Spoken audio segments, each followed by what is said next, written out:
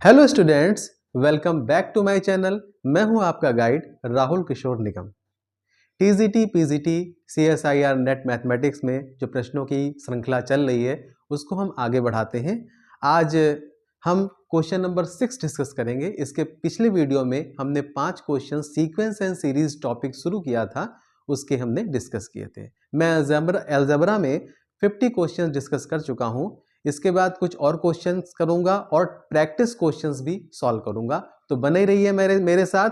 अब ये sequence and series का जो टॉपिक चल रहा है उसमें छठा क्वेश्चन आपके सामने लिखा हुआ है। देखिए, मैथमेटिक्स एक ऐसा सब्जेक्ट है जिसमें प्रैक्टिस बड़ी महत्वपूर्ण है।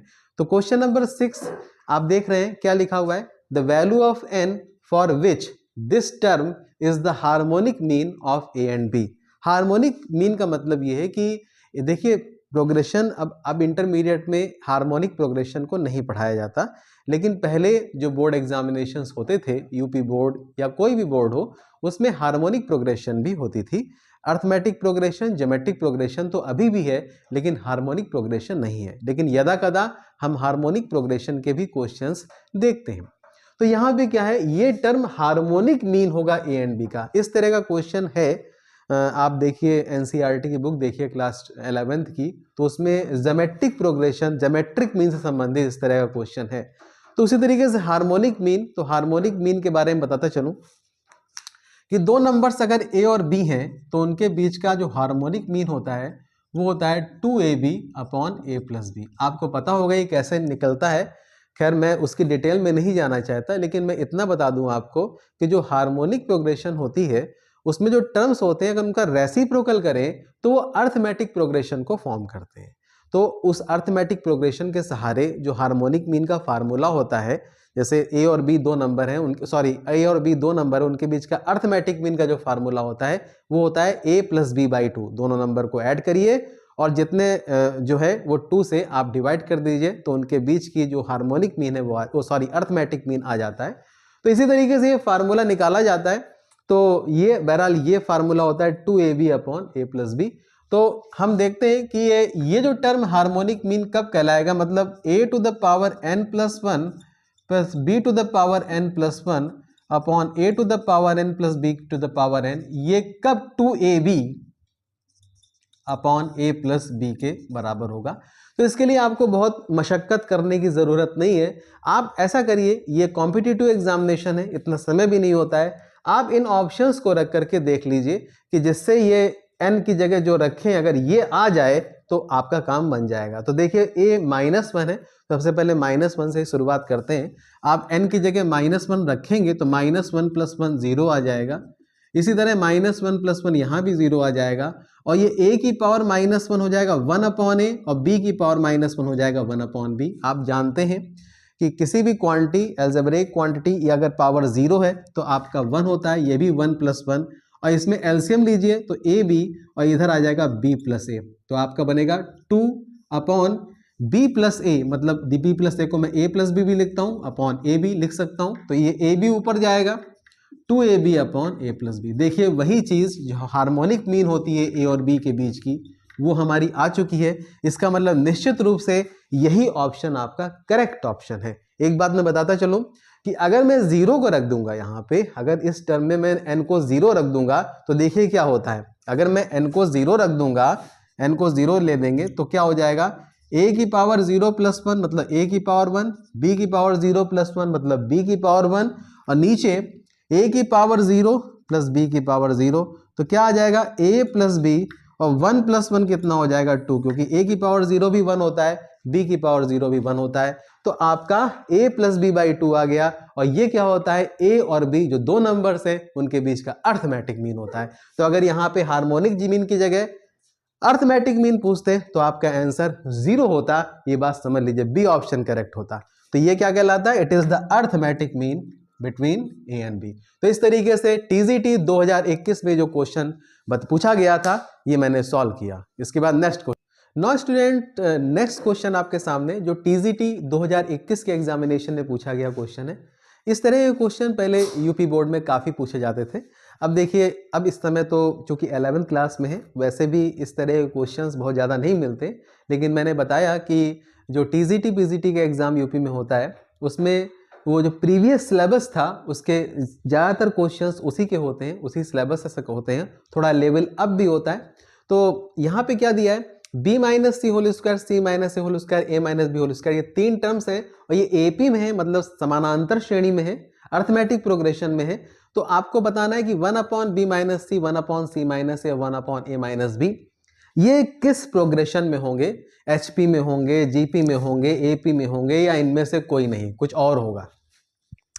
तो देखते हैं। देखिए, इस तरह के क्वेश्चन को सॉल्व करने के लिए जो कॉन्सेप्ट आपने पढ़े हैं, जैसे एपी का कॉन्सेप्ट पढ़ा है, ये कॉमन डिफरेंस कॉमन होता है टर्म्स के बीच में, तो वो अप्लाई कीजिए और इस बात का जरूर ध्यान दीजिए कि हमें किस चीज को लाना है, 1 अपॉन बी माइनस सी, 1 अपॉन सी माइनस ए, 1 अपॉन ए माइनस बी। यहां इतना सा भी ध्यान दिया जाता है कि बी में से सी घटाए, सी में ए घटाए, ए में बी घटाए, मतलब एक cyclic order A B C, A में बी घटा, बी में सी घटा और सी में ए घटा। तो इसका भी बहुत ध्यान रखते हैं। आप देखिए, वैसे तो इस तरह के क्वेश्चन इतने प्रैक्टिस में होने चाहिए कि आप तड़ से इसका जो है क्वेश्चन का आंसर मतलब निकाल दें, तुरंत पता चल जाए आपको।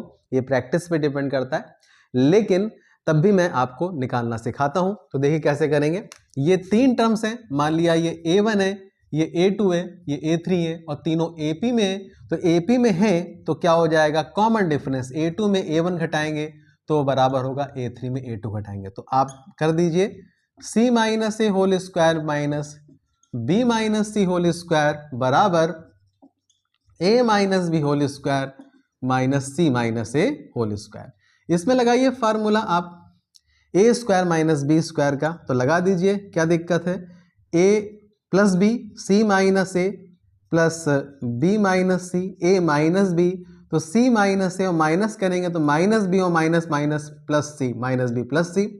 इधर करेंगे a प्लस बी, तो a minus B plus C minus A और a minus B, a minus B और माइनस सी, माइनस करेंगे तो c और प्लस ए, ये आपका बन जाएगा। आप देख रहे हैं इसमें जो कटे उसको काट देते हैं, तो प्लस सी माइनस सी इधर कट गया, इधर तो कुछ कटने वाला है नहीं, इधर देखिए क्या कटेगा, इधर प्लस ए और माइनस ए आपका कट जाएगा। तो ये आपका क्या बना, मैं इसको लिखता हूं। तो ये बना आपका b माइनस ए और ये बना c plus C 2c minus A minus B बराबर, ये आपका बना c माइनस बी और ये बना आपका 2a माइनस बी माइनस सी। अब देखिए ये सेटिंग हमने कर ली। मैं बार बार कह रहा हूं आपको, ये आपको सीक्वेंस याद होना चाहिए, b में c घटा है, c में a घटा, a माइनस बी, a में b घटा है, तो आप इसको सेटिंग कर लीजिए। जैसे यहाँ b माइनस ए और c माइनस बी आ रहा है, तो क्यों ना हम इसमें माइनस को -1 से अगर मल्टीप्लाई कर दें तो ये टर्म उधर हो जाएंगे, a minus B 2c minus A minus B बराबर इधर हो जाएगा, -1 से मल्टीप्लाई किया है तो ये हो जाएगा, पलट जाएगा b माइनस सी और ये 2a माइनस बी माइनस सी बना रहेगा। अब ऐसा करते हैं हम लोग कि इधर आप इसको ले आइए, तो ये बनेगा 2c minus A minus B, क्योंकि हमें डिनोमिनेटर में चाहिए तो हम उसी तरह सेटिंग करते हैं। इसको इधर लाइए, b माइनस सी बराबर 2a माइनस बी माइनस सी अपॉन, ये उधर गया a माइनस बी। इस तरीके से हमने किया। अब देखिए इसमें a माइनस बी और b माइनस सी नीचे है, लेकिन c माइनस ए नीचे नहीं, डिनोमिनेटर में नहीं आ रहा है, तो उसको लाइए। अब कोई चारा नहीं है तो हम लोग क्या करेंगे, c माइनस ए से इधर मल्टीप्लाई करेंगे, तो मल्टीप्लाई सीधे नीचे डिनोमिनेटर में 1 अपॉन सी माइनस ए से मल्टीप्लाई करेंगे, ऐसा करिए, और इधर भी c माइनस ए से मल्टीप्लाई करेंगे। अब थोड़ी और सेटिंग करते हैं, तो देखिए इसको थोड़ी सेटिंग इस हिसाब से करिए। ये 2c है तो 2c को c माइनस ए लिख सकता हूं मैं, c माइनस ए और plus c minus B, plus c minus B ऐसे लिख दीजिए, अपॉन नीचे क्या है b माइनस सी और c माइनस ए बराबर है, इधर आपका 2a तो 2a को लिख दीजिए a माइनस बी और प्लस a माइनस सी ऐसे लिख दीजिए, और नीचे है आपका b माइनस सी और c माइनस ए। देखिए अगर आपको सीधे आंसर पता है कोई भी, तो सीधे आंसर पता है तो ज़्यादा अच्छी बात है, वरना ये आपको कार्यक्रम तो करना ही पड़ेगा। फिर आगे बढ़ता हूँ मैं, इधर देखता हूँ, देखिए क्या होगा। अब देखिए सेटिंग कर लीजिए, यहाँ b माइनस सी सी माइनस है, लाना भी उसी तरीके से, ऊपर c माइनस ए है और c माइनस बी है, तो हम ऐसा करते हैं इसको b माइनस सी कर लेते हैं, तो माइनस बाहर आ जाएगा, तो आपका बनेगा c minus A minus b minus C upon b minus C और c माइनस ए। इधर देखिए आपका a माइनस बी है, इधर आप माइनस को बाहर करेंगे तो माइनस सी माइनस ए हो जाएगा, बिल्कुल उसी तरह बना लेते हैं जैसा नीचे रखा हुआ है, तो b माइनस सी और c माइनस ए ये आपका बन जाएगा। इस तरीके से ये बनता हुआ दिख रहा है। तो एक मिनट इसको देख लेता हूं मैं कि ये b माइनस सी था भी कि नहीं था। b माइनस सी सी माइनस ए था और a माइनस बी था और c माइनस ए था, तो यहाँ पे मैंने a माइनस बी के धोखे a माइनस बी की जगह मैंने b माइनस सी लिख रखा है, तो ये a माइनस सी करिए भाई, सॉरी ये आपका b माइनस सी सी माइनस ए है, a माइनस बी था तो यहाँ पे a माइनस बी करिए, वही मैं कहूँ वो कहाँ से आ जाएगा, 2 बार b माइनस सी, ये आपका a माइनस बी है। अब आप करके इसको डिवाइड कर दीजिए, तो डिवाइड करने पे क्या आएगा देखिए, ये c माइनस है c माइनस से खत्म हो जाएगा तो 1 अपॉन बी माइनस सी, इधर b माइनस सी कटेगा तो 1 अपॉन सी माइनस से, इधर क्या हो जाएगा a माइनस बी कटेगा तो 1 अपॉन सी माइनस से, और इधर क्या होगा आपका सी माइनस से, इधर a माइनस बी कटा तो 1 अपॉन सी माइनस से, इधर आपका a माइनस बी कटा a माइनस बी और उधर c माइनस ए कटेगा तो minus 1 upon a minus B आपका ये बन जाएगा इस तरीके से। अब आप देख रहे हैं कि ये बना कि नहीं बना, तो इस हिसाब से अगर बनाना है मुझे तो 1 upon C minus A minus 1 upon B minus सी होना चाहिए बराबर, तो इसमें -1 से आप मल्टीप्लाई कर दीजिए, तो 1 upon C minus A minus sign बदल जाएंगे, जो माइनस है वो प्लस हो जाएगा, प्लस वाला माइनस में हो जाएगा, बराबर 1 अपॉन ए माइनस बी माइनस 1 अपॉन सी माइनस है। अब देखिए अगर मैं इसको T1 मानूं, इसको T2 मानूं, इसको T3 माने, तो ये क्या आ गया आपका 1 अपॉन सी माइनस है, मतलब T2 माइनस T1 बराबर हो गया T3 माइनस T2 के, मतलब कॉमन डिफरेंस ही सेम आया है। इसका मतलब निश्चित रूप से ये जो टर्म है ये आपके 3 टर्म्स हैं वो अर्थमेटिक प्रोग्रेशन को फॉर्म करेंगे, ये राइट आंसर आपका AP हो जाएगा। इतने हमको पापड़ बेलने पड़े, इससे अच्छा है कि आप डायरेक्ट इस तरह के सवालों की इतनी प्रैक्टिस रही है आपके पास कि डायरेक्ट आप क्वेश्चन का आंसर लगा दें, वरना अगर इतना करेंगे तो समय वहां पे बर्बाद होगा। लेकिन मैंने आपको करने का तरीका सिखाया है। तो ये आज का दूसरा क्वेश्चन रहा। इसके बाद नेक्स्ट क्वेश्चन,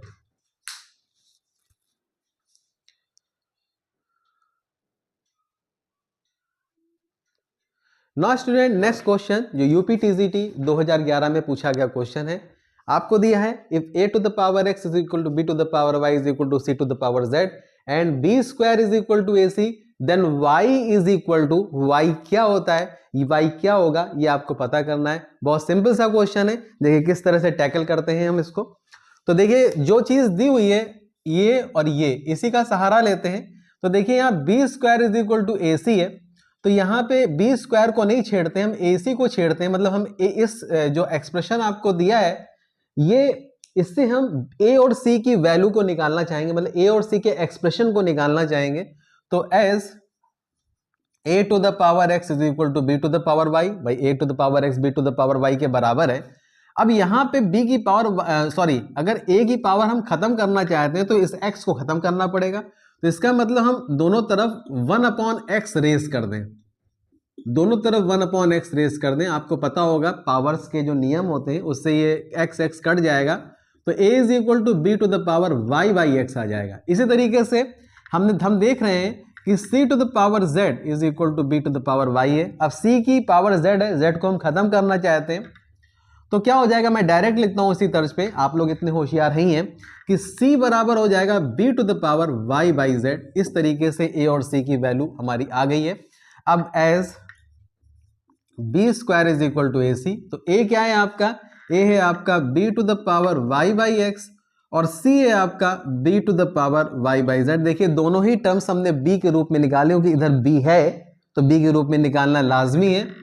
तो b to the power power add हो जाएंगे क्योंकि बेस इक्वल है, तो आप इसको ऐड करिए y by X Y by X plus Y by Z बराबर बी स्क्वायर है। अब बेस यहाँ पे भी इक्वल है तो पावर्स आपकी मैच होंगी, मतलब ये समान हो जाएंगी। 2 is equal to Y by X plus Y by Z. आप देख रहे हैं कि इसमें आपका क्या कॉमन है, तो आपको देखिए y की वैल्यू निकालनी है तो आप y को कॉमन ले लीजिए। 1 upon X plus 1 upon Z आएगा, मैं इधर करता हूं। फिर इसके बाद 2 इज इक्वल टू आएगा y, इसमें एलसीएम लीजिए तो आपका एक्स जेड और इधर z प्लस एक्स आ जाएगा। तो इससे क्या आ गया 2xz upon X plus Z is equal to Y. 2xz upon X plus Z, इस तरह का ऑप्शन कहां है, ये आपका डी ऑप्शन है। तो D option is the correct option. इस तरह से इस क्वेश्चन को सॉल्व किया जाएगा। अब स्टूडेंट्स नेक्स्ट क्वेश्चन जो यूपी टीजीटी 2016 में पूछा गया क्वेश्चन है, क्वेश्चन नंबर 9 आज का चौथा क्वेश्चन है। एबीसी एपी में है और एक्स वाई जेड जीपी में है, तो आपको इसकी वैल्यू, इस टर्म की वैल्यू को निकालना है। 4 ऑप्शन आपको दिए हैं, तो जो हमको दिया है हम उसका यूज करते हैं। एबीसी अगर एपी में है तो भाई हम जानते हैं कि 2b बराबर a प्लस सी होगा, कॉमन डिफरेंस होता है, उसके हिसाब से हम ये निकालते हैं। तो इससे b बराबर क्या आ जाएगा a प्लस सी बाई 2, ये b के टर्म आ गया। और एक्स वाई जेड अगर जीपी में है तो हम जानते हैं वाई स्क्वायर बराबर एक्स जेड, जो उसके मीन की डेफिनेशन होती है उससे ये भी निकल सकता है, क्योंकि एक्स वाई जेड जीपी में है। ये जो टर्म है आप देख रहे हैं, इनका जो वैल्यू आ रहा है वो न्यूमेरिकल वैल्यू आ रहा है। इसका मतलब है कि हम इसको काट छांट के छोटा करें जितना जितना हम कर पाए। तो देखिए b का हमें पता है, जहां जहां b है भाई a प्लस सी बाई 2 रख सकते हैं, और जहां y है वहां पे हम उसकी भी इस टर्म से, इस एक्सप्रेशन से वैल्यू रख सकते हैं कि जो y बराबर हो जाएगा क्या, एक्स की पावर 1/2। एक्स की पावर क्या हो जाएगी 1/2 हो जाएगी। इसका मतलब है कि इस टर्म की जो वैल्यू आएगी वो आपकी आ जाएगी x की पावर b की जगह रख दीजिए आप a plus C by 2 minus C, और y बराबर एक्जेड की पावर 1/2 है, तो एक्जेड की पावर 1/2 तो करेंगे, लेकिन साथ में c माइनस ए है तो c माइनस ए बाई 2 हो जाएगा। और z की पावर a माइनस b बराबर क्या है a प्लस सी बाई 2, तो a प्लस सी बाई 2 हो जाएगा। अब देखिए आगे की तरफ, इसको डायरेक्ट लिखता हूं, x की power a plus C minus 2c। Direct भी सोचिए क्योंकि आपको तो वहां बहुत जल्दी करना पड़ेगा। तो x की power a minus C by 2, x की power c minus A by 2 और z की power c minus A by 2, इसको अलग अलग कर लिया। पावर्स के नियम आप जानते हैं। z की power 2a minus A minus सी, मतलब a माइनस सी बाई 2, ये आपका बन जाएगा। अब देखिए क्या है कि ये बेस इक्वल है, बेस समान है, तो पावर ऐड करिए। तो a minus C by 2 plus c minus A by 2, LCM आएगा 2, ऊपर जुड़ जाएगा। फिर आपका क्या आ जाएगा z की power c minus A by 2 और plus a minus C by 2, तो इस तरह हो जाएगा। आप देख रहे हैं आप a में माइनस से कट गया, c में माइनस सी, c से माइनस सी, a से माइनस है, तो आपका बना x की पावर 0, z की पावर 0, मतलब 1 इंटू 1 1। तो इसका मतलब इसका ऑप्शन बी करेक्ट है। इस तरीके से जो चीज हमने दी थी उसके आधार पे इसको हम निकाल लेते हैं। तो इस तरह का ये आज का चौथा क्वेश्चन रहा। नो स्टूडेंट, नेक्स्ट क्वेश्चन जो आज का लास्ट क्वेश्चन है, ये यूपी पीजीटी की परीक्षा में पूछा गया है। सन 2002 में क्वेश्चन पूछा गया है आपसे। क्वेश्चन नंबर 10 है। आपको एक एस दिया है, आपको एक सीरीज दी हुई है एस के रूप में, और एक टी के रूप में दूसरी सीरीज दी गई है, और इन दोनों सीरीज के बीच में रिलेशन पूछा गया है कि एस बराबर 2t है, या 2s बराबर t है, या s is equal to t है, या नन ऑफ दीज है। तो देखिए कैसे हम निकालते हैं इसको। इस सीरीज, इन दोनों सीरीज के भीतर छिपी हुई सीरीज को हम पहचानते हैं। पहचानने के लिए क्या करते हैं, तो देखिए हम ऐसा करते हैं कि पहले हम s को डिस्कस कर रहे हैं, तो यहाँ पे इस सीरीज के भीतर कौन सी सीरीज छिपी हुई है, इसको पहचानने के लिए आप लोगों के दिमाग में फार्मूले फिट होते हैं, सीरीज फिट होती है। तो मैं उस x के रूप में इसको बनाता हूं। तो let x is equal to 1 upon n plus 1। देखिए मैं x को 1 अपॉन n प्लस 1 मान रहा हूं, मैं s को डिस्कस कर रहा हूं, तो s हो जाएगी, क्या हो जाएगी x प्लस ये आपका बनेगा x square by 2 plus x cube by 3 plus and so on. ये जो सीरीज है इसका एक्सपेंशन, ये किसका एक्सपेंशन है, आपने लॉगरिथमिक सीरीज पढ़ी है, तो ये है माइनस लॉग 1 माइनस एक्स का एक्सपेंशन। ये बात ध्यान रखिए, ये बात तो पता होगी। ये माइनस, क्योंकि लॉग माइनस 1 माइनस एक्स में सब टर्म निगेटिव आते, माइनस और लगा दिया तो सब पॉजिटिव बन जाएंगे। सीरीज यही है। अब एक्स की जरा वैल्यू रख दीजिए, तो माइनस लॉग 1 माइनस एक्स का वैल्यू क्या है, 1/n+1 है, माइनस लॉग ये आपका बनेगा n+1 माइनस 1/n+1, 1 1 कट गया तो आपका बनेगा ये आपका बन जाएगा माइनस लॉग n/n+1। आप जानते हैं कि माइनस लॉग को अगर प्लस लॉग बनना है, मतलब इसमें से अगर उल्टा करें या हम लिख सकते हैं minus log x is equal to log 1/x, log की प्रॉपर्टी होती है, तो आपका ये हो जाएगा log n+1/n, log n+1/n, ये आपका s निकल के आ गया, ये log n+1/n होगा। इसका पूरा हमने सीरीज के माध्यम से इसको निकाल लिया, या इसको ऐसे भी लिख सकते हैं log 1+1/n, ये सीरीज लॉगरिथमिक सीरीज है, तो लॉगरिथमिक सीरीज को उस तरीके से हमने रिप्रेजेंट किया। अब मैं t को देखता हूं, अबाउट t, तो t में भी आप मानिए आप x से ज्यादा परिचित हैं, तो इसमें भी मान लीजिए, चलिए कैपिटल X मान लें, उसमें आप स्मॉल x से कर रहे थे, इसमें कैपिटल X से मैं कर रहा हूं, तो t बराबर क्या है आपका है x minus x² plus x³ minus x⁴/4 plus and so on, ये आपकी t वाली सीरीज है। इस सीरीज को देख करके आपको अंदाजा हो गया होगा कि ये किसका एक्सपेंशन लिखा है, तो आपको पता होना चाहिए कि ये log 1+x लॉगरिथमिक सीरीज है और इसका एक्सपेंशन होता है, मतलब ये लॉगरिथमिक सीरीज है जिसका एक्सपेंशन लिखा हुआ है, तो ये log 1+x है, x का वैल्यू रखें तो log 1+1/n आता है। तो देखिए s का भी अल्टीमेटली रिजल्ट log 1+1/n आया और t का भी अल्टीमेट रिजल्ट log 1+1/n आया। इसका मतलब है कि s और t दोनों सेम है, दोनों इक्वल हैं, इसका मतलब ऑप्शन नंबर सी करेक्ट है। तो इस तरीके से ये पीजीटी 2002 में आए हुए क्वेश्चन को इस तरीके से समाधान हुआ इसका। तो आज ही मैंने 5 क्वेश्चन डिस्कस किए सीक्वेंस एंड सीरीज के। आपको कुछ समझ में ना आया हो तो कमेंट करके जरूर बताइए। ये वीडियो कैसा लगा इसको भी कमेंट करके बताइए। चैनल को ज़्यादा से ज़्यादा शेयर कीजिए और वीडियोस को लाइक कीजिए। Thank you very much.